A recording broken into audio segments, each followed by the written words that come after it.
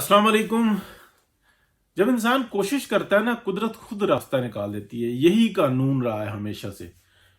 और पीएमएल-एन के अंदर अगर हम देखें तो 2018 में जिस वक्त में एक पाकिस्तान के ऊपर अजाब मुसल्लत किया गया, तो सोशल मीडिया पर एक ग्रुप जो है, आप कह लें, मतलब मुख्तलिफ लोग थे, ऑर्गेनाइज नहीं थे, लेकिन बोलना शुरू कर दिया। और वो बे बेलगाम ही जो ना वो बोला करते थे। जजेस को गालियां, जर्नलों को गालियां, सिस्टम को गालियां, इमरान खान को, उसकी आने वाली टीम को, इंटरनेशनली जो उनकी समझ में आया उन्होंने बोला और गालियां दी। और यानी कि इख्तलाफ करना या उनके ऊपर तनकीद करना, क्योंकि वो ऑर्गेनाइज नहीं थे, वो कोई सहाफ़ी नहीं थे, वो कोई पढ़े लिखे लोग नहीं थे, बल्कि वो अवाम की आवाज़ थी। और वो इस हद तक चले गए कि 2019 के अंदर हम देखते हैं मार्च में वो बगैर क़यादत के कोट लखपत जेल के आगे वो जलसा करने के लिए इकट्ठे हो गए।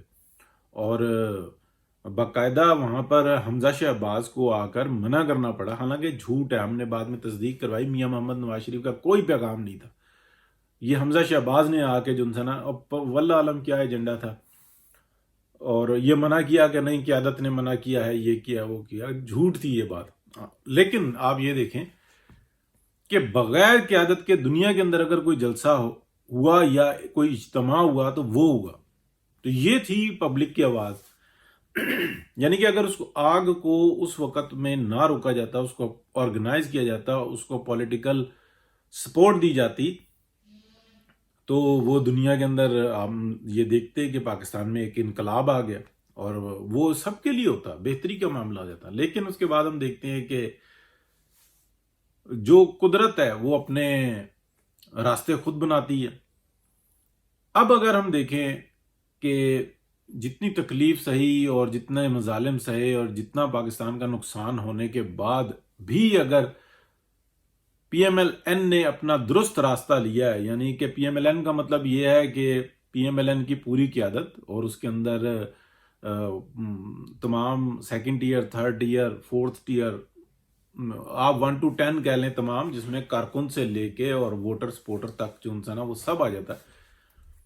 उसने अपना एक रास्ता लिया, यानी कि अब आकर उन्होंने इख्तलाफ और डट कर खड़े हो जाने का एक अंदिया दिया है मरीम नवाज शरीफ की क़यादत के अंदर, कि उन्होंने सिटिंग जजेस को ललकारा है कि ये तुम क्या कर रहे हो। और सिटिंग जो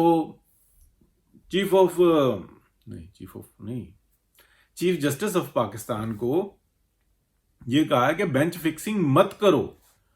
तो ये अगर आज से 5-6 साल पहले अगर बात होती तो इस वक्त तक तो मरीम नवाज शरीफ गिरफ्तार हो गई होती। और इस वक्त में अगर आप देखें तो साथ ही क्या हुआ है कि पब्लिक को इस बात की होश आना शुरू हुई है।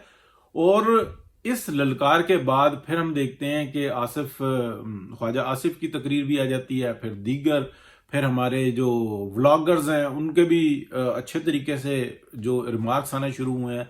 फिर कोर्ट के अंदर से जो रिपोर्टर्स हैं उन्होंने कैसी रिपोर्टिंग करना शुरू की है कि जजेस कैसे इख्तलाफ रख रहे हैं। जो मुहब्बे वतन, दर्द रखने वाले, जो अपनी चादर के अंदर पांव रखने वाले जजेस हैं, मंदोखेल साहब को तारीफ करनी चाहिए। जिस तरह से वो बुराई के सामने डटे हैं, तो बड़ी तारीख में उनको हमेशा याद रखा जाएगा। मंदोखेल साहब को मैं आज से 4 दिन पहले बस समझता था कि एक जज हैं, एक लाइन के अंदर नाम आ जाता था, मुझे तो ये भी नहीं पता था कि वो लेफ्ट पे हैं या राइट पे हैं, मुझे तो ये भी नहीं पता था। लेकिन जिस वक्त में उन्होंने एक बेंच के सामने एक आईनी कानूनी अपनी जिम्मेदारी को पूरा किया है और सवालात उठाए हैं, तो पूरे पाकिस्तान में उनके साथ कितने ज्यादा सपोर्टर और कितने ज्यादा लोग खड़े हो गए हैं कि यार यही तो है हमारे लिए, यही तो सीधा रास्ता दिखाएंगे, यही तो इंसाफ करेंगे। जो शख्स अपने गिरेबान में नहीं झांक सकता, यानी कि जो जज बददियानती की इस महराज के ऊपर है कि यार मैं अपना काम ठीक करता रहूंगा लेकिन मैं इख्तलाफ नहीं करूंगा, जो पाकिस्तान का बेड़ा कर रहे हैं, जो वतन फरोशियां कर रहे हैं, जो वेस्टर्न इंटरेस्ट को वॉच कर रहे हैं, जो पाकिस्तान में बदअमनी, बद अखलाकी और बेराह रवी को सपोर्ट कर रहे हैं, क्योंकि वो हमारा तो क्रश जो सा है ना, वो क्रश ही है। वो मेरी बेटी का भी है, वो मेरी बीवी का भी है, वो मेरी माँ का भी है, اور وہ میرا بھی ہے کیونکہ وہ شوق ہی ایسے رکھتا ہے. تو وہ اس کرش کی جس ٹائم میں ہر الٹی اور سیدھی بات کو, اور پھر آپ دیکھیں صرف یہ نہیں ہے, یہ سب ان لوگوں سے اس گروہ سے ملتے رہے.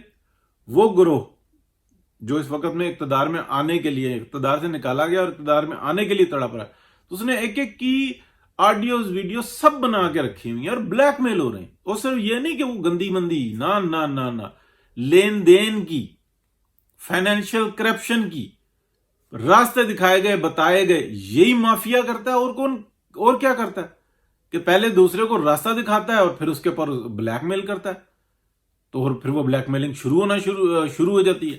تو یہ جو مجبور ہے نا, نوکریاں چلی جائیں گی, سب کچھ ہو جائے گا, تو یہ تو ہمارے جو سے نا لوگوں کو سوچنا چاہیے کہ جو اس وقت میں لحاظ کر رہے ہیں کہ نہیں جی آئین اور قانون اور ہم نے ضابطہ اور اخلاق, اور بھائی وہ کہاں پہ رہ گیا ضابطہ اور اخلاق؟ ایک شخص سامنے نظر آ رہا ہے کہ اس کی کالز آ گئیں, اس کے بارے میں کالز آ گئیں, اس کے اوپر کوئی نوٹس نہیں لے رہا, تو کہاں گیا چیف جسٹس؟ اس کی کیا یہ آئینی ذمہ داری نہیں ہے؟ کیا اس کا فرض اول نہیں ہے کہ وہ دیکھیں کہ میری جماعت کے اندر بددیانت لوگ ہیں یا کہ نہیں ہیں؟ وہ خود کہاں پہ کھڑا ہوا ہے؟ دیکھیں نا, جو وہ بلیک میل ہو رہا ہے, وہ ہر قسم کی بینچ فکسنگ کر رہا ہے. وہ کیوں کر رہا ہے؟ اس لیے کر رہا ہے, ایک تو اس کا مال, اس کو ڈر ہے کہ میرا مال نہ کہیں چھن جائے مجھ سے, اور دوسرا اس کو اس بات کا ڈر ہے کہ اگر معاملہ کھل گیا تو یہ بات کہاں تک جائے گی. تو یہ وہ بنیادی طور پہ چیزیں ہیں, یہ وہ بنیادی طور پہ باتیں ہیں, یا وہ یہ بنیادی طور پہ پیچھے مسائل ہیں جس کی وجہ سے کام ٹھیک نہیں ہو کے دے رہا. لیکن جب مریم نواز بولی ہے نا, تو پورا پاکستان اس کے ساتھ بولا, اور پی ایم ایل این جو لیٹی ہوئی تھی نا, بالکل زمین پہ آئی ہوئی تھی, اس کو کھڑا کیا. تو اب ہمیں اس بات کا بھی خیال کرنا ہوگا کہ مریم نواز کے ساتھ اب زیادتی ہو نا, تو اس کو نکال کے گند کو باہر کھڑا کر دیں کہ نہیں بھائی تمہاری ضرورت نہیں ہے. یہ کام پہلے بھی ہوتے رہے لیکن اب نہیں ہونے چاہیے. اس بات کو اعلان کر دینا چاہیے کہ پھر یہ پہلے جس طریقے سے مندو خیل صاحب کھڑے ہوئے ہیں نا کہ یار پہلے ہم اپنا گریبان تو جھانک لیں, کیا یہ کیس درست لگ رہا ہے؟ کیا یہ بینچ فکسنگ ہے؟ کیا یہ کیس بننا چاہیے؟ کیا ہمیں اس کے اوپر آئین ہمارے دروازے پہ دستک دے رہا ہے؟ آئین کہاں سے دستک دے رہا ہے؟ تم پابند ہو اس بات کے, اور تم تو آئین کا حلیہ بگاڑ رہے ہو, آئین کو ری رائٹ کر رہے ہو. پارلیمنٹیرین کیوں نہیں کام کر لیتے؟ پارلیمنٹیرین کو کام کرنے دیتے ہو.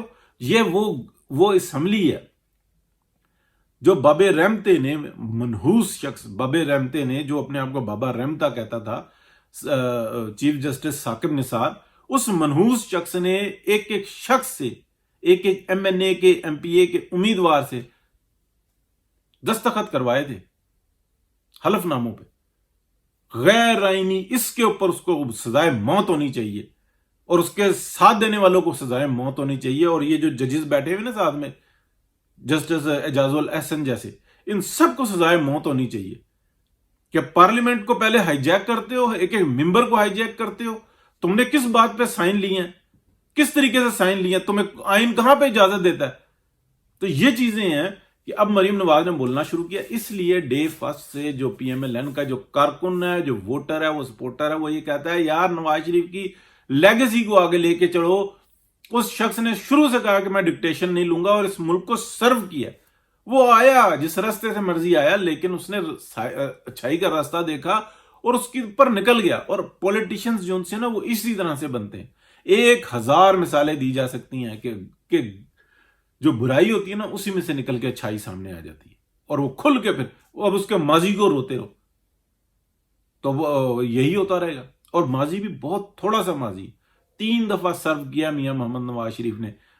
کوئی ایک دفعہ کی آپ نکال لیں بطور وزیر اعظم اور بطور وزیر اعلیٰ, ٹھیک ہے, 2 دفعہ بطور وزیر اعلیٰ, کوئی ایک دفعہ وزارت عظمیٰ کا دور نکالیں اور عمران خان کا دور نکالیں, اور پھر آپ دیکھیں اس کا موازنہ کر کے دیکھیں. بھائی عمران خان نے تو اجاڑا ہی اجاڑا ہے, 1% بھی نہیں آتا.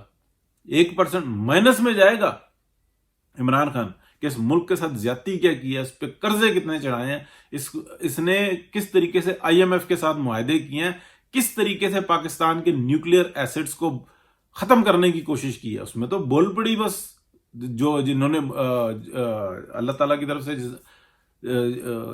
جس کے اوپر ڈیوٹی دی وہ بول پڑے, ادروائز تو گئے تھے. تو یہ ہے ساری صورتحال. بہت شکریہ جی, اللہ حافظ. بات کرتے رہیں گے.